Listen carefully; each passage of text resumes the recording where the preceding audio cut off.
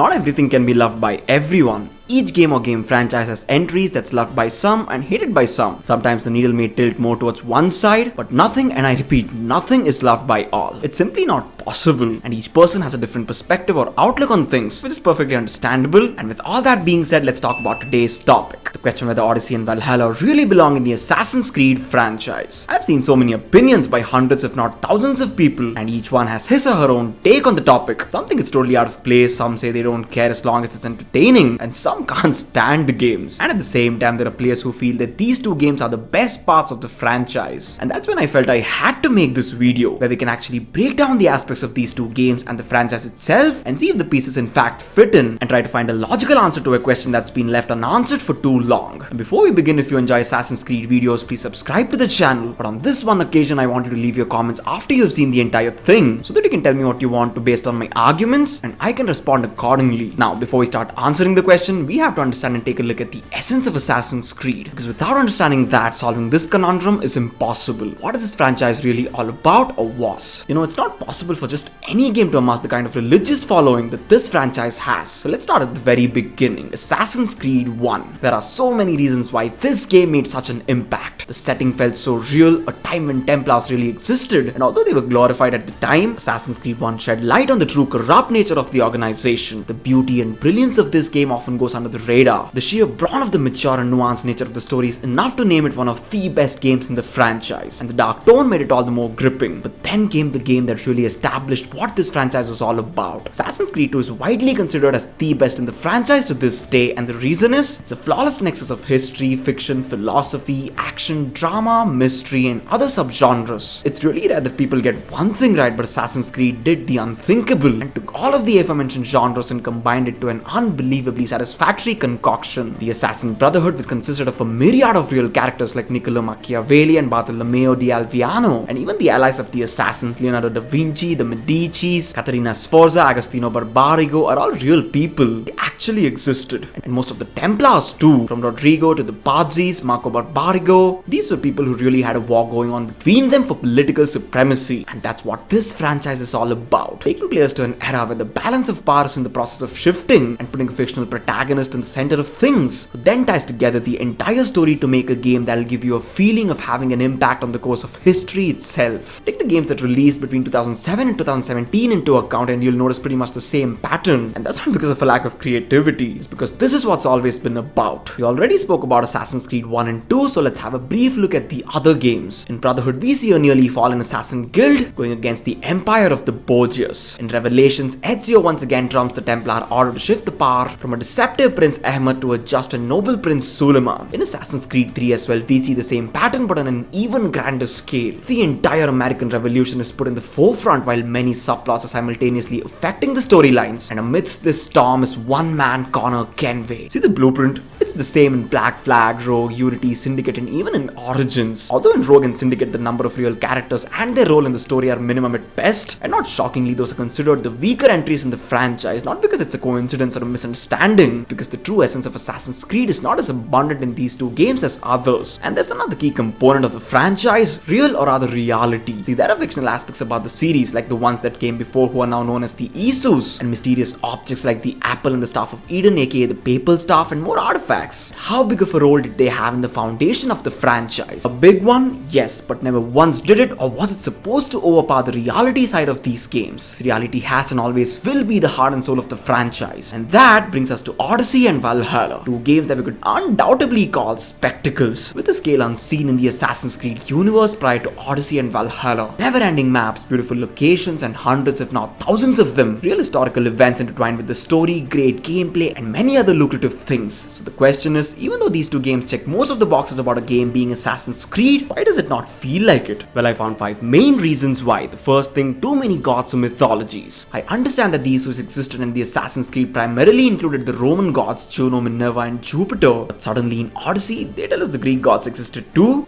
Well, that came out of nowhere, but okay, let's accept that for a moment. But Valhalla tells us that the Norse gods were there as well, and as playable characters. That makes me wonder who's coming coming in next? Zeus or perhaps Shiva? Exactly how many deities or mythological characters exist in the Assassin's Creed universe? And before anybody tries to explain to me what the timeline or story of the Isus is in Assassin's Creed, ask yourself, where did it even come from? Which brings me to my second point. Any story can be Assassin's Creed, but should it be? Let me explain with a couple of examples. You know, even James Bond and Harry Potter could be Assassin's Creed stories. What if 007 is an assassin? Which he is, kind of, but you know what I mean. MI6 is the modern day cover or name for the Assassin Brotherhood. That would make M the mentor. More coincidence? And everyone against MI6 a part of the Templar Order. Next, what if Harry's parents James and Lily Potter were assassins too? That could make Hogwarts the training ground for these killers, and Lord Voldemort is supposed a Templar, I guess. They do wear robes, so that's one more coincidence there. Now to the point I originally made. All the stories ever told could be a part of Assassin's Creed. The writers could come up with all sorts of explanations as to how those stories are connected, and some might even accept them. But will they ever belong? Not in my opinion. And the same thing is happening with the sudden introduction of the Greek and Norse mythologies. See, they have provided us with stories as to what happened and how it's all connected. But even though it makes sense from a connecting the dots perspective, it makes zero sense if you look at it from the standpoint of what the source material was for an entire decade. There are things that are just so far away from what the Assassin's Creed is supposed to be, it's downright unacceptable. I mean, you can accept it if you want. Far worse has happened over the years, but should you? So anyone defending Odyssey and Valhalla and the supposed connection they have to Assassin's Creed, let me remind you, Ubisoft is only making these games because the fantasy RPG formula seems to be doing wonders for them. So the stories have make money, not sense written all over them. I mean, Atlantis, Asgard,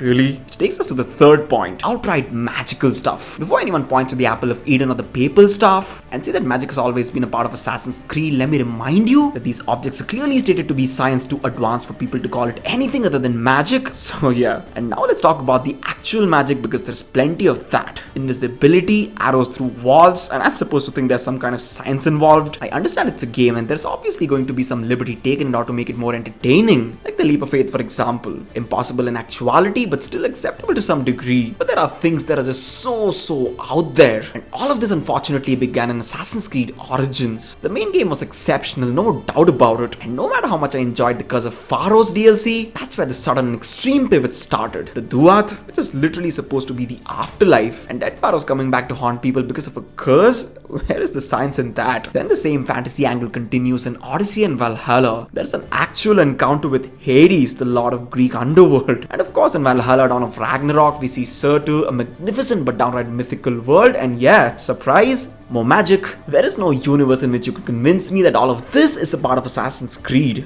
I mean, you could convince yourself, sure, but then again, as I said, you could convince yourself of anything. Because I've seen people who actually believe that we are in the Matrix, and that the world is all a simulation. So to all the people who defend Odyssey and Valhalla and have played the DLCs, please tell me, where are the assassins and where is the Creed in those? Because if it's there, then me and millions of people surely missed it. Which leads us to the fourth point. Too far from what it was. There are supposed to be gods and deities and mysteries that are incomprehensible for human minds. As I said before, there is a place for it in Assassin's Creed. Most certainly there is, but only as a backdrop or a small part of the game. Because inherently, Assassin's Creed is an action-adventure franchise, not a fantasy RPG. I mean, how the hell did we even go from Altair to Ivor, who's literally Odin reincarnated? We were never supposed to battle the Minotaur or the Medusa, let alone Surtur or Hades, who are god-killing, world-destroying beings from the legends. And that begs the question, how far is too far? And how much farther are the creators planning to go? Because I understand that Assassin's Creed, like every other franchise, has to evolve, but this is an evolution, because apes evolve into men, not Godzillas. Now, I won't lie, I did have a lot of fun battling Hades and the Minotaur, because those battles really are enjoyable, but I simply cannot ignore the fact that it's really a slap on the face of everything this franchise has stood for. It was supposed to be a satirical take on society, political warfare between powerful families, social commentary on the changing times, philosophical study about how good and bad is just a matter of perspective, and more real things as such. Not all out battles with unfathomable beings. Remember, it's Assassin's Creed, it ain't God of War. That brings us to the last point, answers that seem manufactured and not organic. I understand that Assassin's Creed itself is a work of fiction, so everything you see is manufactured to a certain degree, but when the story starts seeming so forced and out of place, that's when you know something's wrong. See, this is just my opinion. Many might agree with it and many might disagree, but I feel every single question in the players' minds has been answered with mumbo jumbo since the release of Assassin's Creed Odyssey. And the only bare truth here that many seem to be almost unable to accept is that Ubisoft Ubisoft is only making these games and making up answers to cater to the fans of the fantasy RPG. See, it's no secret that the RPG genre has a wider outreach and appeal than the action-adventure games. So the answer that the developers come up with is simple. Instead of wasting time on building an entirely new franchise which might or might not appeal to the audience and risk failure, they turn to a franchise that's already established and has made billions, and are now making games that people will play mindlessly because it's fun, not really getting into the making sense part. And the strategy seems to be working all too well for them. Sales are through the roof. A big chunk of people are singing praises of these games, and despite the polarizing opinions, the demand seems to be at an all-time high. And just for show, the creators are coming up with all sorts of answers to try and explain how the new gen games are connected to the series. End of the world, Ragnarok. Founder of the Assassins, a demigod. How does Atlantis exist? If the Apple of Eden can, why not Atlantis? And for anyone that finds that argument sensible, I'd like to ask you if you really don't see any difference between a small piece of advanced tech and an entire city that's underwater with tech beyond imagination. These are the kind of silly answers I see all the time. So clearly, making sense has long left the franchise, and my prediction is soon the old fans will as well. You can love and praise the new games all you want. I respect all opinions, I respect yours as well.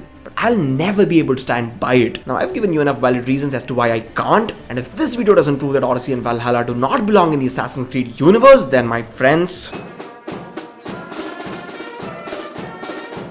And with that, we come to the end of the video, guys. Tell me your thoughts about the topic. I'd love to hear what you think. And if you like the video, hit the like button. And also, pierce your hidden blade to subscribe. It's free, it's easy, support a brother from the Creed. That's it for today. Stay safe, stay strong, and stay tuned. It's your boy, VZX, signing out.